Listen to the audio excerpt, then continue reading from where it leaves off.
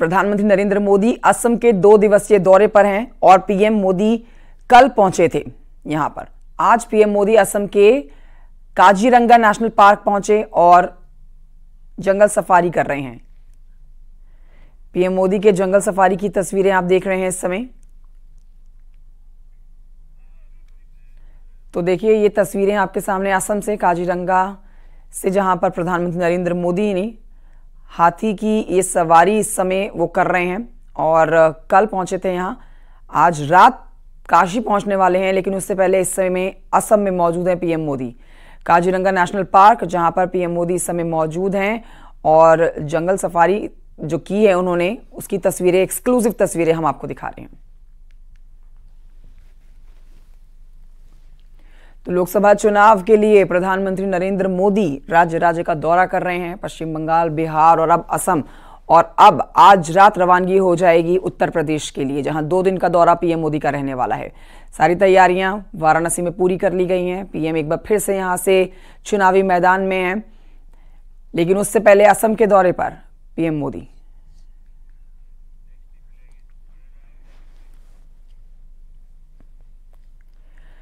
और आइए आगे बढ़ते हैं, आपको बताते हैं गोरखपुर में मुख्यमंत्री योगी आदित्यनाथ आज एनसीसी यानी कि राष्ट्रीय कैडेट कोर की ट्रेनिंग एकेडमी का शिलान्यास करने वाले हैं। सुबह 10 बजे ये कार्यक्रम होना है और एनसीसी एकेडमी का निर्माण सिक्टोर में 10 एकड़ जमीन पर किया जाएगा। इसके निर्माण पर 47 करोड़ 88 लाख रुपए की लागत आएगी। एकेडमी में प्रशासनिक भवन, 150 छात्रों और 100 छात्राओं के लिए हॉस्टल समेत कई सुविधाएं होंगी। तो आज पीएम मोदी का ये बेहद महत्वपूर्ण कार्यक्रम आप कह सकते हैं, जहां आज एनसीसी माफ कीजिए, मुख्यमंत्री योगी आदित्यनाथ का, प्रधानमंत्री नरेंद्र मोदी भी वाराणसी पहुंच रहे हैं आज रात 9 बजे, लेकिन उससे पहले मुख्यमंत्री योगी आदित्यनाथ का ये आपको बेहद महत्वपूर्ण कार्यक्रम बता रहे हैं। एनसीसी यानी कि राष्ट्रीय कैडेट कोर की ये ट्रेनिंग एकेडमी, जहां शिलान्यास करने के लिए मुख्यमंत्री योगी पहुंचेंगे सुबह 11 बजे।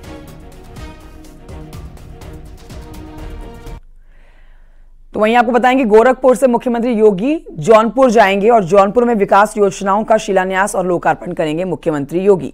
दोपहर 12:45 पर मुख्यमंत्री योगी जौनपुर पहुंचेंगे।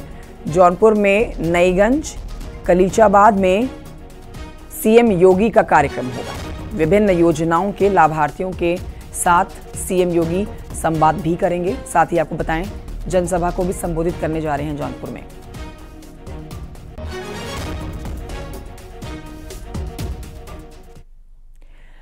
जौनपुर से सीएम योगी चंदौली जाएंगे। अब जानिए आगे मुख्यमंत्री योगी आदित्यनाथ का कार्यक्रम। सीएम योगी चंदौली में 776 करोड़ से ज्यादा की योजनाओं का लोकार्पण शिलान्यास करने वाले हैं। सड़क, सिंचाई, शिक्षा, स्वास्थ्य से जुड़ी हुई योजनाओं का लोकार्पण शिलान्यास करेंगे। चंदौली में सीएम योगी जनसभा को भी संबोधित करने जा रहे हैं। सीएम योगी केंद्र और राज्य सरकार की उपलब्धियां गिनाएंगे। कार्यकर्ताओं में लोकसभा चुनाव के लिए जोश भरेंगे। विभिन्न विभागों की ओर से लगाए गए स्टॉल्स का निरीक्षण करेंगे। उज्ज्वला योजना, प्रधानमंत्री आवास योजना, आयुष्मान योजना और तमाम सरकार योजनाओं के लाभार्थियों को जो इसका फायदा मिल रहा है उनसे भी संवाद करेंगे। कार्यक्रम को लेकर प्रशासनिक अमला और संगठन तैयारी में जुटा हुआ है। कल केंद्रीय मंत्री डॉक्टर महेंद्र पांडे ने कार्यक्रम स्थल का निरीक्षण किया, तैयारियों का जायजा लिया।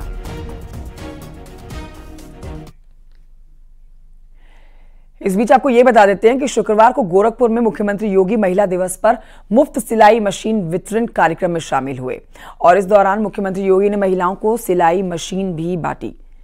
कार्यक्रम की तस्वीरें आप देख रहे हैं। सीएम योगी ने अपने संबोधन में कहा कि भाई आज की महिलाएं आत्मनिर्भर हो रही हैं। महिलाओं के लिए सरकार की कई योजनाएं चल रही हैं और उसी कड़ी में आगे बढ़ते हुए ये सिलाई मशीन जो है महिलाओं को बांटी गई है कल अंतर्राष्ट्रीय महिला दिवस के दिन। 4 वर्षों से लगातार आप देख रहे होंगे कि हर जरूरतमंद को फ्री में राशन की सुविधा का लाभ भी उपलब्ध करवाया जा रहा है।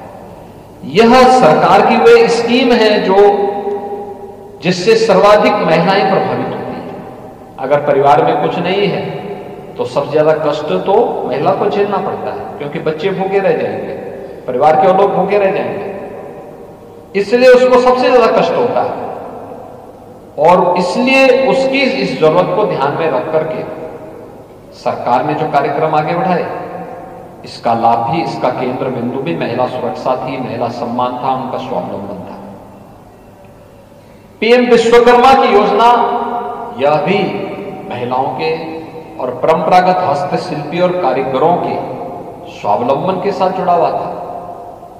जब महिला हो, किसान हो, नौजवान हो, ये सभी स्वावलंबन की ओर अग्रसर बढ़ेंगे तो।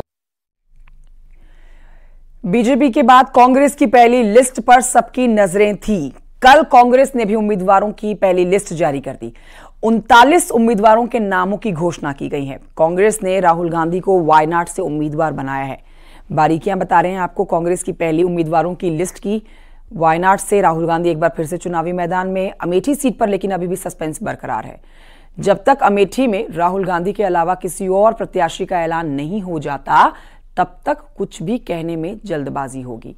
उधर सोनिया गांधी ने भी लोकसभा चुनाव नहीं लड़ने का ऐलान किया। ऐसे में रायबरेली सीट के लिए भी प्रत्याशी की तलाश जारी है। अब क्योंकि दावा किया जा रहा है कि प्रियंका गांधी इस बार भी लोकसभा चुनाव नहीं लड़ेंगी, अब सवाल यही बनता है कि क्या इस बार यूपी से गांधी परिवार आउट होने वाला है। मैं नहीं जानती कांग्रेस का प्रत्याशी कौन होगा, लेकिन ये अपने आप में बहुत ही, मुझे लगता है कि एक अजीब मंजर है कांग्रेस की राजनीति का। पहली बार अमेठी से प्रत्याशी घोषित करने में कांग्रेस इतना समय लगा रही है, इतना चिंतन और मंथन कर रही है। ये अपने आप में एक बहुत बड़ा प्रश्न चिन्ह खड़ा करता है कि कांग्रेस और कितना गिरेगी। इनकी सीटें तो गिर रही हैं, लेकिन साथ ही साथ इनका अपना स्तर भी गिर रहा है। ये कभी इतनी सीटें नहीं जीत पा रहे कि इनका नेता प्रतिपक्ष भी बन पाए। अब देखिए, इंडिया गठबंधन के दम पर बीजेपी से मुकाबला करने की कोशिश अब कांग्रेस के लिए किसी चुनौती से कम नहीं है, क्योंकि गठबंधन के कई साथी एनडीए में शामिल हो चुके हैं, तो कुछ शामिल होने जा रहे हैं, जिससे उत्तर से दक्षिण तक कांग्रेस का मोदी विरोधी एजेंडा फेल साबित होने लगा है। देखिए रिपोर्ट। संसद से लेकर जनसभाओं तक प्रधानमंत्री का ये उद्घोष ही बीजेपी की बड़ी चुनौती है। जीत से आगे, बहुत आगे वाला ये जोश है जिसका जिक्र प्रधानमंत्री हर बार कर रहे हैं। और ये यूं ही नहीं है, इसके पीछे पिछले चुनाव नतीजों का रिकॉर्ड है। जनता के बीच बढ़ती लोकप्रियता है, पूरब से पश्चिम और उत्तर से दक्षिण तक विकास का एजेंडा है, और सबसे बढ़कर इसे हासिल करने की जी तोड़ कोशिश है। बीजेपी अपने इस लक्ष्य को हासिल करने के लिए न सिर्फ अपने एक एक उम्मीदवार को तय करने के लिए रात रात भर मंथन कर रही है, बल्कि एक एक राज्य में अपने लिए नए साथी तैयार कर रही है, पुराने साथियों को सुन रही है और समझौतों पर सहमति बना रही है। आंध्र प्रदेश में भी एनडीए को लेकर हलचल तेज है। पुराने साथी चंद्रबाबू नायडू से बात बनाने की कोशिश चल रही है। टीडीपी अध्यक्ष ने दिल्ली में गृह मंत्री अमित शाह और बीजेपी अध्यक्ष जेपी नड्डा से मुलाकात की। साथ ही जनसेना पार्टी के अध्यक्ष पवन कल्याण भी दोनों नेताओं से मिले। पहले दौर की वार्ता में बात आगे बढ़ी और बीजेपी को उम्मीद है कि अगली बात में आंध्र में बात बन जाएगी। आंध्र प्रदेश में सीटों पर ये मंथन विधानसभा चुनावों के लिए भी है, जो लोकसभा के साथ होने हैं। अपने कुनबे को बढ़ाने की एनडीए की ये कोशिश दूसरे राज्यों में भी हो रही है। पंजाब में पुराने साथी शिरोमणि अकाली दल से नजदीकियां बढ़ रही हैं, तो ओडिशा में नवीन पटनायक के साथ बात करीब करीब आखिरी दौर में है, जहां लोकसभा और विधानसभा के चुनाव एक साथ होने हैं। 1984 के आम चुनावों का नतीजा इकलौता है जिसमें किसी दल ने 400 से अधिक सीटों पर जीत दर्ज की थी। वो पहली बार था और अब तक आखिरी भी है। बीजेपी 400 पार के नारे की अहमियत और असलियत दोनों से वाकिफ है। यही वजह है कि एनडीए का परिवार बढ़ाने की कोशिशों में पुराने साथियों को साथ लाया जा रहा है और रूठे साथियों को मनाया जा रहा है, इस उम्मीद के साथ कि बढ़ेगा एनडीए परिवार तो पूरा होगा मिशन 400 पार।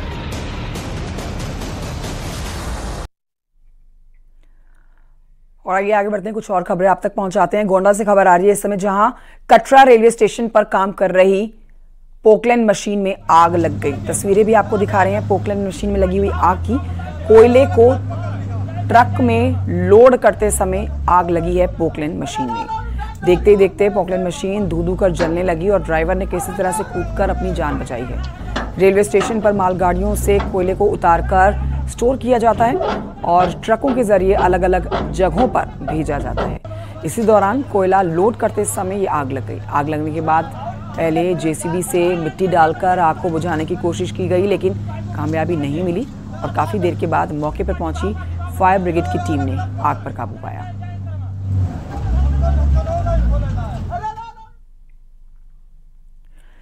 बढ़ते हैं आगे। वाराणसी की मिर्जा मुराद थाने की पुलिस ने चेकिंग के दौरान एक ट्रक से 2.5 क्विंटल अवैध गांजा बरामद किया है। पूरी खबर विस्तार से जानिए, जिसमें पकड़े गए गांजे की कीमत करीब 1.25 करोड़ रुपए बताई जा रही है। पुलिस ने आरोपी ड्राइवर को गिरफ्तार कर लिया है। ओडिशा से तस्करी करके गांजे को कानपुर लेकर जा रहा था। कमिश्नरेट वाराणसी में अवैध मादक पदार्थों के विरुद्ध जो अभियान चलाया जा रहा है, उसमें कल थाना मिर्जा मुराद की पुलिस टीम द्वारा एक सराहनीय सफलता प्राप्त की गई है। इसमें कल एक ट्रक आ रहा था जिसमें गांजा छिपा कर लाया जा रहा था। ये ट्रक वाराणसी शहर से आ रहा था और कानपुर में इसकी अनलोडिंग हो रही थी। तो इस ट्रक में जब चेकिंग की गई, मुखबिर से ये सूचना मिली थी और खजूरी चौकी के पास पुलिस द्वारा इसकी चेकिंग की गई।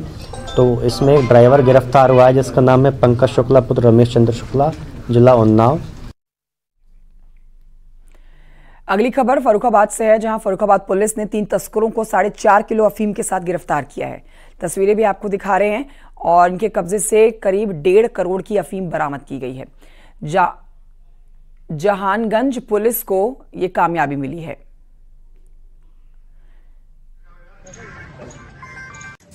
फतेहगढ़ पुलिस की एसओजी टीम, सर्विलांस टीम और साथ में जहानगंज पुलिस ने मिलकर एक अफीम का खेप पकड़ा है, जिसमें 4 किलो 550 ग्राम अफीम बरामद किया गया है। 3 व्यक्ति इसमें गिरफ्तार किए गए हैं मौके से। उधर प्रतापगढ़ में पीडब्ल्यूडी के जेई ने सदर विधायक के गुर्गों पर रंगदारी ना देने पर मारपीट का आरोप लगाते हुए मुकदमा दर्ज कराया है। विधायक का कहना है कि घटिया निर्माण का विरोध करने पर जेई ने झूठा मुकदमा। बिल्कुल निरर्थक गलत आरोप लगाया जा रहा है। बेनीपुर गांव हमारे जो सटा हुआ है, वहां पे निर्माण कार्य पीडब्ल्यूडी विभाग द्वारा हो रहा था, घटिया निर्माण कार्य हो रहा था। तो उन्होंने देखा, उन्होंने माना कि काम जो है बहुत गलत हो रहा है। उसका वीडियो जो है उसने स्वीकार किया कि वास्तव में काम बहुत गलत हो रहा है। तो उन्होंने कहा कि ये इतना गलत काम आपके देखरेख में हो रहा है, जब काम तो गलत काम कैसे हो रहा है? शासन की मंशा नहीं है, शासन की मंशा है गुणवत्तापूर्ण कार्य हो। ये पहली प्राथमिकता हमारी भी है, हमारे शासन की है। छविराज यादव है, ये जेई है पीडब्ल्यूडी में। इनका ये आरोप है कि ये सड़क निर्माण बेनीपुर संपर्क मार्ग का सड़क निर्माण की जांच करने गए थे। वहाँ पे कुछ लोगों द्वारा इनके साथ अभद्रता किया गया और सरकारी कार्य में बाधा डाला गया। और जैसा इन्होंने आरोप लगाया है कि कमीशन के रूप में पैसे की मांग की गई, इस पे उन्होंने तहरीर दिया, अभियोग पंजीकृत किया गया है और इसकी जांच की जा रही है। सत्ता के आधार पर आवश्यक कार्रवाई की जाएगी। खबर कुशीनगर से, जहां पर एक कलयुगी पिता द्वारा अपनी ही बच्ची की हत्या करने की घटना से पूरे इलाके में सनसनी फैली हुई है। बता देते हैं आपको कि पिता ने जमीन पर पटक कर इसलिए उसे मासूम को मौत के घाट उतार दिया क्योंकि उसकी पत्नी ने खाना समय से नहीं बनाया था। बस इतनी सी बात पर इतनी बड़ी घटना को अंजाम दिया गया। घटना के बाद से आरोपी पिता मौके से फरार है। घटना के बाद मौके पर पहुंची पुलिस ने मामला दर्ज करके शव को पोस्टमार्टम के लिए भेजा है। पुलिस ने मासूम के हत्यारोपी पिता की गिरफ्तारी के लिए टीम गठित की है। ये पूरा मामला खड्डा थाना क्षेत्र के रामपुर गोन्हा गांव का है। और आइए आगे बढ़ते हैं। इरफान सोलंकी से जुड़ी हुई बड़ी खबर आप तक पहुंचाते हैं। बड़ी अपडेट आ रही है इरफान सोलंकी से जुड़ी हुई। ईडी की छापेमारी में बड़ा खुलासा, सीज कार इरफान के घर मिली है। सोर्सेज के हवाले से जानकारी दे रहे हैं। गैंगस्टर एक्ट में सीज हुई थी ये कार जो इरफान सोलंकी के घर से बरामद की गई है। परिवार के लोग कार का इस्तेमाल कर रहे थे। सीज की जा चुकी एक कार फिलहाल गायब है। तो ईडी की छापेमारी, जिसमें सोर्सेस के हवाले से जो जानकारी मिल रही है, सीज कार इरफान के घर से मिली है। गैंगस्टर एक्ट में सीज हुई थी कार। अमित गंजू इस पर और जानकारी देंगे। अमित गंजू, सीज कार इरफान के घर से मिली है, क्या अपडेट्स है इस पर? देखिए, मैं आपको बताना चाहूंगा कि कुछ ही दिन पूर्व, अगर कहा जाए 48 घंटे पहले ईडी की कार्रवाई समाप्त हुई।